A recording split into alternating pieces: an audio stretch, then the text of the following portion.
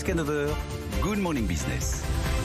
Il est 7h45, notre invité c'est Laurent Saint-Martin, rapporteur général de la Commission des finances de l'Assemblée nationale. Bonjour Laurent Saint-Martin. Bonjour. Par ailleurs, candidat aussi à la région Île-de-France. Laurent Saint-Martin, on est tous très inquiets ce matin par cette décision de suspendre, on l'espère temporairement, la vaccination avec AstraZeneca, parce que tout ça c'est un grain de sable dans cette mécanique qui commençait à devenir vertueuse de la vaccination, de la sortie de crise et du retour de la croissance. Nos emplois sont en jeu. Est-ce que vous êtes inquiet ce matin, vous aussi ? Je suis vigilant, effectivement, et je suis d'accord avec vous. Il ne faut pas que cette mécanique vertueuse avec AstraZeneca puisse s'enrayer. Donc nous aurons dans quelques jours l'avis de l'EMA qui sera décisif pour savoir si... L'autorité européenne du médicament. Pour savoir si cette suspension doit être prolongée ou peut être levée. Et ça sera effectivement un élément clé pour la suite. Vous avez raison de dire que la vaccination, la campagne de vaccination est un élément essentiel dans la reprise, dans la sortie de la crise sanitaire, mais aussi dans la relance économique, c'est-à-dire dans un horizon qui se dégage pour que demain, effectivement, l'investissement, la consommation puisse reprendre, bref, que la vie normale dans sa globalité puisse redémarrer. Donc c'est effectivement un sujet qu'on regarde de très près. Mais est-ce qu'on a bien fait de suspendre ? Est-ce qu'on en fait pas un peu trop ? Parce que d'après ce qu'on sait, d'après les chiffres qu'on a sur les effets secondaires, est-ce que c'est pas exagéré comme réaction, à moins qu'on ne nous dise pas tout, Non, je crois pas. Alors, je pense qu'il n'y a aucun complot là-dedans et que les décisions qui sont prises à l'aune des recommandations, justement, qui sont aujourd'hui celles que nous savons.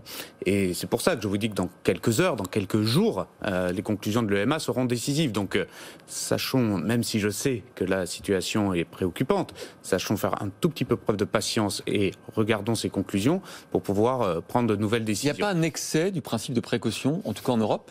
Je crois qu'on ne peut pas jouer avec la vie des gens et qu'à partir du moment où il peut y avoir un doute, quelques jours de suspension ne doivent ni remettre en cause la totalité de la stratégie que notre pays a avec AstraZeneca et en même temps, nous devons parfois faire preuve, c'est le principe de la pharmacovigilance, faire preuve de décisions qui sont difficiles et qui, sur quelques jours, peuvent amener à une suspension de l'administration d'un vaccin. Vous êtes candidat pour La République En Marche à la région Île-de-France. Est-ce qu'il faut confiner l'Île-de-France ? Est-ce que c'est plus raisonnable de confiner maintenant, de manière beaucoup de gens disent ça, de manière à ce que dans un mois et demi, on puisse rouvrir plutôt que de laisser traîner effectivement ce risque au-dessus de nos têtes? Je comprends ceux qui disent ça.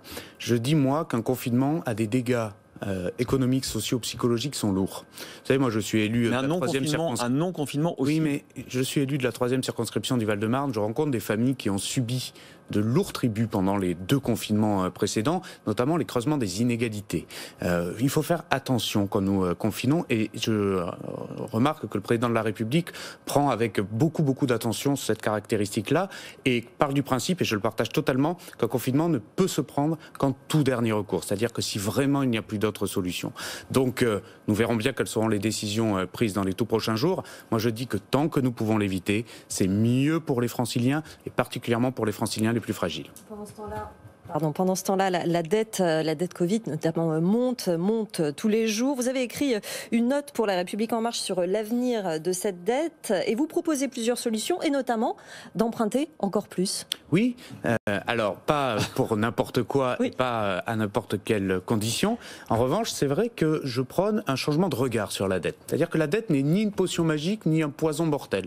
La dette peut être utile et doit être utilisée quand c'est soit pour répondre en urgence à la crise, c'est la question du quoi qu'il en coûte, soit pour investir dans l'avenir. C'est ce que nous disent depuis 30 ans tous les ministres du budget et tous les rapporteurs de la commission des finances de l'Assemblée. Et en fait, on s'endette. Alors là, il y a eu pourquoi rien n'a changé ?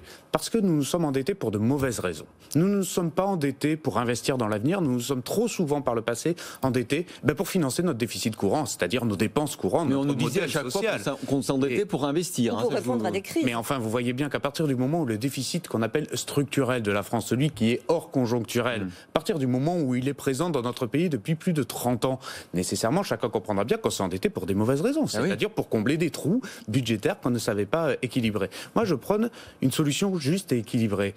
Endettons-nous davantage pour investir, et notamment dans la transition écologique, c'est une urgence, mais ayons beaucoup plus de fermeté sur la nécessité d'équilibrer nos comptes, normaux, c'est-à-dire nos comptes courants, notre Vous voulez modèle social. double comptabilité avec d'un côté, Oui, effectivement, les investissements et le fonctionnement, un peu comme fonctionnent les collectivités territoriales d'ailleurs, mais surtout je veux que nous nous fixions une règle sur un deuxième quinquennat où notre solde structurel soit équilibré. C'est pas le cas aujourd'hui? Non, ce n'est toujours pas le cas aujourd'hui. Nous avons, pourquoi? Parce en début de quinquennat, oui, alors nous l'avons réduit fortement. Et vous savez, le déficit public, c'est un grand paquebot, et pour le freiner, cela prend du temps.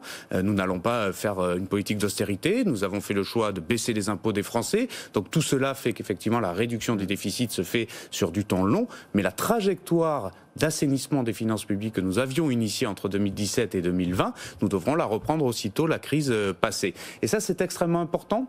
Ce côté à la fois savoir s'endetter pour des bonnes raisons, mais être beaucoup plus ferme et beaucoup plus strict sur la bonne gestion de ces finances publiques normales hors crise. Ça, c'est cette dualité que je propose justement avec mes collègues Pascal Canfin et Bénédicte Perrol dans la note. Le MEDEF, on a entendu tout à l'heure le président du MEDEF, Geoffroy Roux de Bézieux, dire que la réforme des retraites était enterrée, que ce n'était pas la peine de la ressusciter, on attendrait le prochain mandat, que ce soit celui d'Emmanuel Macron ou de quelqu'un d'autre. Vous êtes d'accord?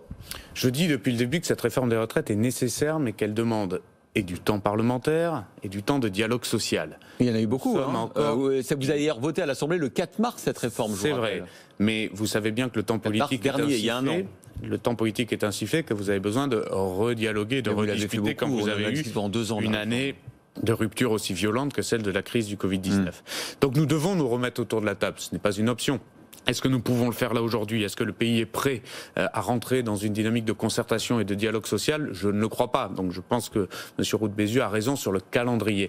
En revanche, la réforme, qu'elle soit de système, c'est-à-dire par répartition à points, ou que ce soit la réforme dite paramétrique d'équilibre des comptes publics, on revient à ce qu'on disait tout à l'heure, les deux me paraissent nécessaires. Est-ce qu'elles doivent être faites là, en précipitation, d'ici la fin du quinquennat? Je ne suis pas sûr qu'il y ait le calendrier nécessaire. Ça peut être une bonne première réforme de nouveau mandat. Ça sera la même réforme pour le second mandat s'il a lieu? Nous le verrons bien. Ce que je crois, c'est que la réforme systémique qui avait été proposée était une réforme de justice. C'était la réforme qui supprimait les régimes spéciaux, c'était la réforme qui mettait un régime universel. Et la réforme paramétrique? Et la réforme paramétrique, c'est une réforme responsable d'équilibre de nos comptes sociaux. Je crois que personne ne peut nier que nous avons besoin, justement pour pouvoir nous endetter en temps de crise, d'équilibrer par ailleurs nos comptes sociaux. Donc après 2022, on rase gratis et on fait les réformes, on est d'accord? Alors, après 2022, on concerte, on dialogue et on s'endette. Et on propose une trajectoire de réforme pour le pays.